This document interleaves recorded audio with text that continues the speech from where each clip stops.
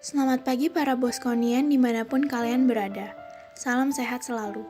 Mengawali kegiatan pembelajaran kita di hari ini, marilah kita siapkan hati untuk mendengarkan sabda Tuhan dan memohon berkat-Nya. Marilah mendengarkan sabda Tuhan. Dalam nama Bapa dan Putra dan Roh Kudus. Amin.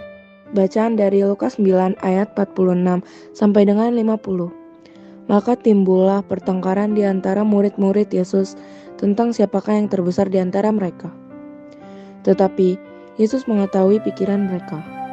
Karena itu, Ia mengambil seorang anak kecil dan menempatkannya di sampingnya, dan berkata kepada mereka, "Barang siapa menyambut anak ini dalam namaku, ia menyambut aku.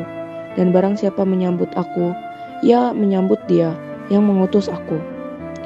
Karena yang terkecil di antara kamu sekalian, dialah yang terbesar." Yohanes berkata, "Guru, kami lihat seseorang mengusir setan demi namamu. Lalu kami cegah orang itu karena ia bukan pengikut kita." Yesus berkata kepadanya, "Jangan kamu cegah, sebab barang siapa tidak melawan kamu, ia di pihak kamu." Demikianlah sabda Tuhan. Terpujilah Kristus. Santo Vincentius a Paulo, pengaku iman. Barang siapa menyambut anak ini dalam namaku, ia menyambut aku. Dan barang siapa menyambut aku, ia menyambut dia yang mengutus aku. Karena yang terkecil di antara kamu sekalian, dialah yang terbesar.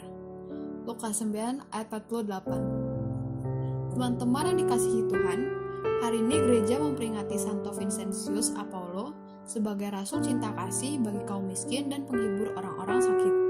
Pendiri kongregasi misi dan kongregasi putri-putri cinta kasih. Vincentius dikenal cerdas. Pada umur 15 tahun, Vincent mengikuti panggilan nuraninya untuk menjadi imam. Ia masuk seminari. Orang tuanya bingung dengan cita-citanya itu, tetapi akhirnya mereka pun meluluskan permintaannya. Mula-mula Vincentius belajar di sebuah kolase Fransiskan di kota Dax, lalu melanjutkan pendidikannya di Universitas Toulouse. Karena kecerdasannya, ia dapat menyelesaikan studinya dalam waktu yang singkat. Ketika berusia 20 tahun, ia ditahbiskan menjadi imam.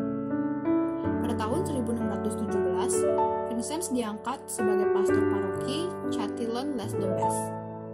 Paroki ini tergolong sulit dan berat karena syarat dengan masalah kemerosotan moral dan praktik kekafiran. Pastor Vincentius berhasil mempertobatkan umat paroki itu hanya dalam waktu 1 tahun. Kesalehan hidupnya dan caranya melayani umat sanggup mematahkan kedegilan hati umat. Di paroki itulah, Vincentius mulai merintis pendirian tarekat persaudaraan cinta kasih. Ia berhasil menarik 20 orang wanita yang dengan sukarela mengunjungi orang-orang sakit dan para fakir miskin di seluruh wilayah paroki. Menyaksikan prestasi Pastor Vincentius, Jean-Francois de Gondi, Uskup Agung Paris, dan saudara kandung Philip Gondi meminta Pastor Vincentius mendirikan sebuah tarekat misioner untuk mewartakan Injil dan melayani sakramen-sakramen di seluruh wilayah keuskupannya. Tarekat misioner ini kemudian dikenal luas dengan nama Kongregasi Imam untuk Karya Misi atau Kongregasi Misi. Imam-imam dalam kongregasi ini lazim juga disebut imam-imam Lazaris. Semangat dua kongregasi religius yang didirikannya diilhami oleh pandangannya tentang cinta kepada Tuhan yang bersifat praktis. Cintailah Tuhan dengan kedua tanganmu sampai kecapaian dan dengan butir-butir peluh yang mengucur dari wajahmu. Pastor Vincentius a Paulo meninggal dunia di Paris pada tanggal 27 September 1660. Kita mohon doa dari Santo Vincentius a Paulo agar di tahun refleksi ini kita semakin mengasihi Tuhan, mengasihi sesama, semakin terlibat dalam karya-karya cinta kasih, dan hidup kita semakin menjadi berkat bagi orang lain, khususnya orang-orang di sekitar kita. Refleksi, apakah saya sudah melakukan cinta kasih Kristus dengan membantu orang-orang miskin? Aksi, saya menyisihkan sebagian uang jajanku untuk membantu orang miskin. Marilah berdoa.